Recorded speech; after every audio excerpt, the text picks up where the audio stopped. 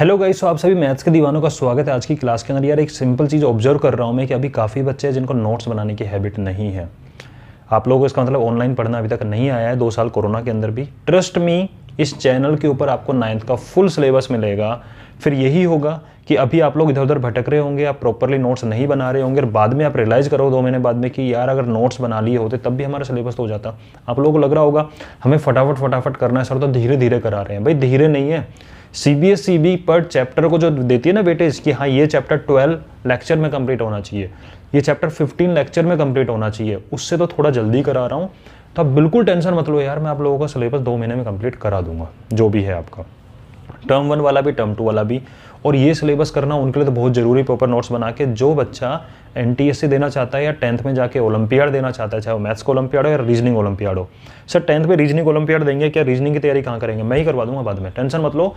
आप रेगुलरिटी बना के रखो, जितने बच्चे मुझे सीरियस दिखते जाएंगे उन बच्चों को लेके मैं रीजनिंग की अलग से तैयारी भी करवा सकता हूँ या फिर चैनल पे भी करवा सकता हूँ। ठीक है, तो सिंपल बात है। और आज का जो टॉपिक करने वाला है वो होगा, कल हमने क्या कवर किया था last, line parallel to X axis, तो ऑब्वियसली वो परपेंडिकुलर टू वाई एक्सिस होती है। तो आज हम उल्टा काम करने वाले हैं। तो हेडिंग डालो, रजिस्टर पेन लेके आए हो तो, नहीं लेके आए तो अभी वीडियो को पॉज करो, लेके बैठो यार।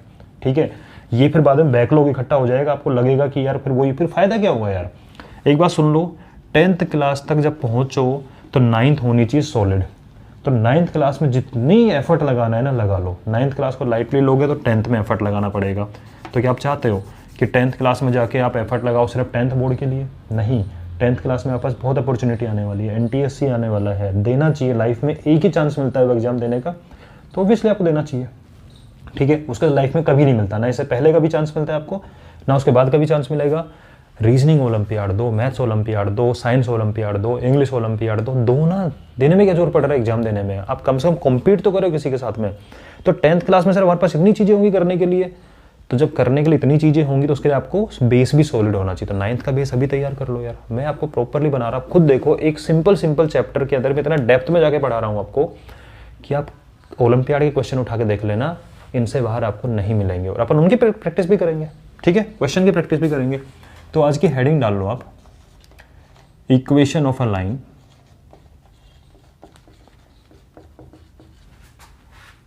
Parallel to Y axis. आप खुद देखो, ये बड़े छोटे छोटे टॉपिक है जो आपकी बुक में हल्का सा इंट्रोडक्शन किया हुआ है, लेकिन ज़्यादा क्वेश्चन नहीं है एनसीईआरटी के अंदर तो। ठीक है, लेकिन अपन क्यों कर रहे हैं, क्योंकि मैं चाहता हूं कि बच्चे एक्स्ट्रा एग्जाम भी दें, परपेंडिकुलर टू एक्स एक्सिस। भाई ऑब्वियस चीज हो गई। कैसे ऑब्वियस हो गई, देखो ध्यान से सुनना इस चीज को। पहले तो इसका मीनिंग समझते हैं कि जो लाइन वाई के पैरेलल होगी क्या वो एक्स के परपेंडिकुलर होगी। तो पहले तो मीनिंग समझना जरूरी है इस बात का कि होगी कि नहीं होगी। आपने हेडिंग डाली है तो कभी भी किसी टॉपिक को समझना है तो उस हेडिंग को समझो, क्या बोलना चाह रहा है वो, आपको टॉपिक आधा तो क्लियर वैसे हो जाएगा। इसने बोले एक लाइन बनानी है वाई के पैरेलल, तो सर ये वाई एक्सिस होती है हमारी, ये एक्स एक्सिस होती है। इसने वाई के पैरेलल बनाने को बोला, तो लो मैं सर मैंने एक लाइन बना दी वाई के पैरेलल, एक और लाइन बना दी वाई के पैरेलल, एक और लाइन बना दी वाई के पैरेलल। लो सर एक और लाइन बनाते वाई के पैरेलल, थोड़ी टेढ़ी मेढ़ी हो रही है, चला लेना। ठीक है, एक और लाइन वाई के पैरेलल। ये सब लाइन वाई के पैरेलल हैं। तो ऑब्वियसली जब एक्स और वाई, ये एक्स और वाई का जो मीटिंग पॉइंट है ओरिजिन ओ, जब यहाँ 90 डिग्री है और जब दो लाइनें पैरेलल होती है और एक ट्रांसवर्सल कट करती है तो करस्पॉन्डिंग एंगल बनते हैं। तो ये भी 90 बनेगा, ये भी 90 होगा, ये भी 90 होगा, ये भी 90 होगा। इसका मतलब जो मेरी लाइन बनाई मैंने कोई भी एल, वो भी एक्स एक्सिस के क्या है, परपेंडिकुलर। लाइन बनाई मैंने मान लो एम, ये भी एक्स एक्सिस के क्या है, परपेंडिकुलर। तो पहली चीज तो ये समझ लो टॉपिक को कि जो लाइन वाई के पैरेलल होगी वो ऑब्वियसली एक्स के परपेंडिकुलर हो जाएगी। तो क्वेश्चन आपसे कोई पूछे कि बताओ एक इक्वेशन बताओ एक लाइन की जो एक्स एक्सिस के परपेंडिकुलर, तो कंफ्यूज नहीं होना है, एक्स के परपेंडिकुलर मतलब वाई के पैरेलल। समझ गए बात को? तो पहले टॉपिक का क्लियर करो कि हाँ हमें टॉपिक का मीनिंग समझ में आ गया। ठीक है जी, अब बात करते हैं इन लाइनों की इक्वेशंस क्या होती है। तो सिंपल सा फंडा यार इक्वेशन निकालने का। क्या तरीका है इक्वेशन निकालने का? सर दोबारा डायग्राम में समझते हैं इस चीज़ को कि इक्वेशन कैसे निकलेगी। तो मुझे वाई के पैरेलल की इक्वेशन निकालनी है। ठीक है जी, निकाल लेंगे। अब ध्यान से देखो इस वाई को,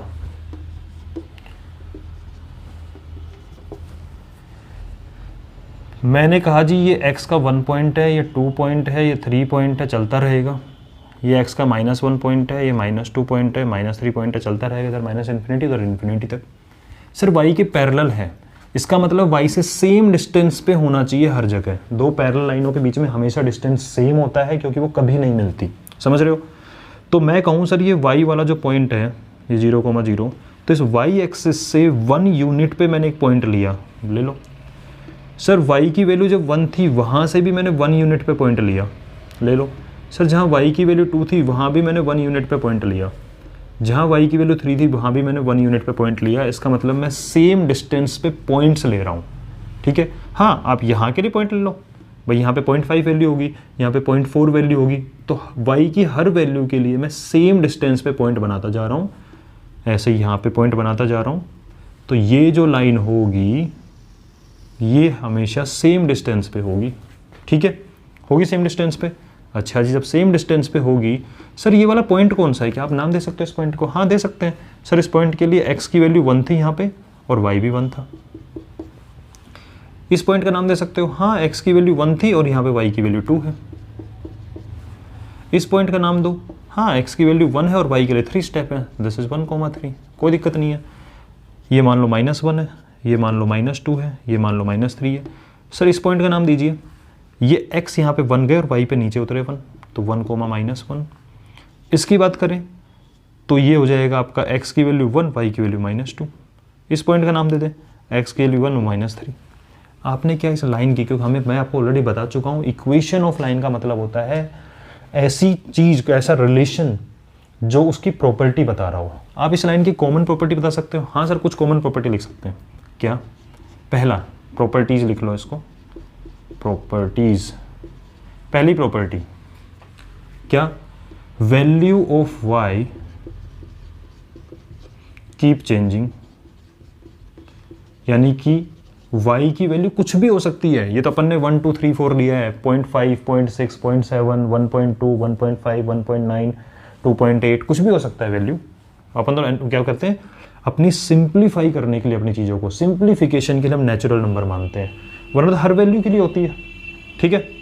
क्योंकि डेसिमल वैल्यू आती है, आप लोगों ने जब सोल्व की होगी लीनियर इक्वेशन 2 वेरिएबल जब सोल्व करते हो चैप्टर 4 के अंदर, तो वहाँ आप देखते हो इनफाइनाइट वैल्यूज आती है, उनमें अपोन में वैल्यू भी आती है। बट इस पे x की वैल्यू फिक्स है। क्या है सर? यहाँ भी 1 है, यहाँ भी 1 है, 1 है, 1 है, 1 है, 1 है, और यहाँ भी क्या है? 1 है। इसका मतलब y की वैल्यू चाहे कुछ भी हो, x की वैल्यू हमेशा 1 रहने वाली है, और वो आपको यहीं से मिल गया। लाइन पे जहाँ 1 है उतना ही हमेशा सेम रहने वाला है। तो यहाँ पर आप बोल सकते हो value of x is fixed, value of x is fixed. और इस पर्टिकुलर लाइन के लिए वो फिक्स वैल्यू क्या है x की?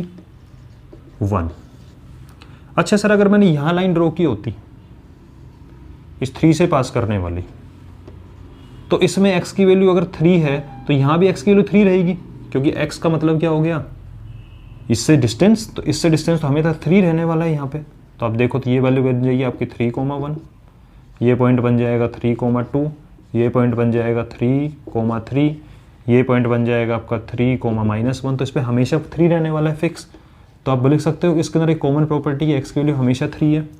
ऐसे अगर यहाँ से पास करता है x की वैल्यू हमेशा 2 होती, अगर 1.5 से पास करता है x की वैल्यू हमेशा 1.5 होती, अगर -1 से कोई लाइन पास करते हुए जा रही है तो यहाँ पर x की वैल्यू हमेशा -1 रहेगी।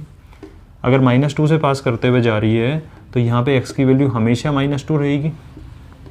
यहाँ से पास करते हुए जा रही है, x की वैल्यू हमेशा -3 रहेगी। बात समझ में आ रही है?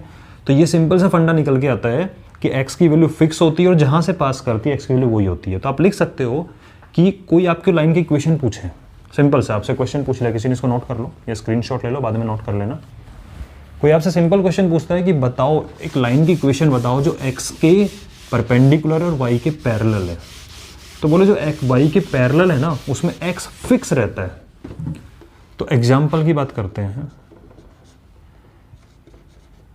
Equation of line parallel to y axis. कुछ एग्जाम्पल लिख के बताओ। बोले sir x is equal to 1, बिल्कुल सही है। Sir x is equal to 2, बिल्कुल सही है। x इज इक्वल टू 2.5, ये भी चलेगा। x इज इक्वल टू 0 लिख सकते हो, पैरेलल ही हो गया एक तरीके से। ये चाहो तो 0.5 ले लो। x is equal to -1, x is equal to -2, x is equal to minus का 3.7, ये बनेगी। ठीक है, बात समझ में आ रही है ये वाली?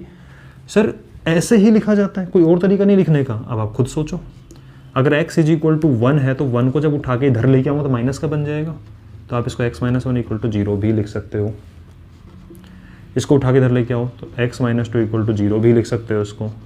इसको उठा के लेके आओ तो x माइनस 2.5 इक्वल टू 0 लिख सकते हो। इसको x minus 0.5 is equal to 0 लिख सकते हो। इसको x प्लस 1, इधर आगे कैसा हो जाएगा प्लस का, तो x plus 1 is equal to 0 लिख सकते हो। इसको x plus 2 is equal to 0 लिख सकते हो। x प्लस 3.7 इज इक्वल टू 0। मतलब चाहे ऐसी फॉर्म में चाहे ऐसी फॉर्म में, हमें समझ में आना चाहिए कि जहाँ पर, और ये क्या होता है उस नोट में एक पॉइंट और डालो, जो इसकी इक्वेशन होगी that is independent of y, इसमें y नहीं होता। जैसे अब कल वाली क्लास के अंदर आपने नोट्स बनाया उसमें लिखा था अपन ने, वही पॉइंट यहाँ पे आप कंपेयर करके लिख सकते हो। अगर मैं बाई चांस कुछ मिस कर गया पॉइंट, तो कल जैसे लिखा था आपने वहाँ पॉइंट, उसी तरह से इसमें भी आप 1-2 पॉइंट अपनी तरफ से ऐड कर सकते हो। खुद ऑब्जर्व करो, ठीक है? अपनी ऑब्जर्वेशन पावर ऐसी बनाओ कि सामने कोई टॉपिक आप ऑब्जर्व करो कि इसमें हो क्या रहा है। यार सामने लिखी हुई चीज़ को देख के समझना ही है ना। अब समझने के लिए आप अपनी लैंग्वेज उसमें क्या क्या समझते हो, क्या क्या प्रॉपर्टी कॉमन निकल रही है, खुद से बनाओ प्रॉपर्टीज को। यही मैथ समझने का तरीका होता है, क्योंकि मैथ्स बना ही ऐसे था। ठीक है, तो आप भी साइंटिस्ट बन सकते हो मैथ्स के। तो ये चीज़ आपकी आ गई, इंडिपेंडेंट ऑफ y होती है। अब ये चीज़ें को आपके परपेंडिकुलर एक्स एक्सिस होंगी। अब आपसे एक सिंपल से क्वेश्चन है, इंपॉर्टेंट क्वेश्चन है। अब वो क्वेश्चन क्या क्या है, बड़ा शानदार क्वेश्चन बनता है। यानी कल का टॉपिक आज का टॉपिक मिक्स करके मैं आपको कुछ क्वेश्चन दे रहा हूँ, और ये होमवर्क ही मान लो आप अभी एक बार के लिए। इनके आंसर आपको करने हैं, और इन क्वेश्चन को हम डिस्कस करेंगे लाइव क्लास के अंदर, डिस्कस करेंगे। ठीक है, क्वेश्चन 1 पहला है, find the distance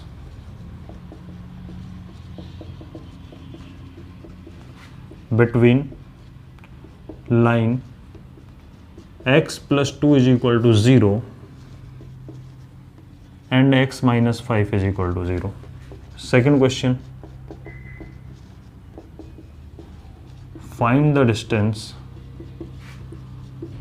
between line y is equal to 2 and y minus 5 is equal to 0. ठीक है, थर्ड क्वेश्चन, इनके आंसर आपको कमेंट सेक्शन में लिखने हैं। फाइंड द डिस्टेंस बिटवीन, ठीक है, x is equal to 3 and x minus 6 is equal to 0। और फोर्थ क्वेश्चन लिखना है, between y minus 4 is equal to 0 and y is equal to minus का 2। इन चारों क्वेश्चन के आंसर आपको कमेंट सेक्शन में लिखने हैं, और लाइव क्लास में डिस्कस करेंगे इन 4 क्वेश्चंस को। ठीक है भाई, तो मिलते हैं नेक्स्ट क्लास में with the next topic, area of triangle related.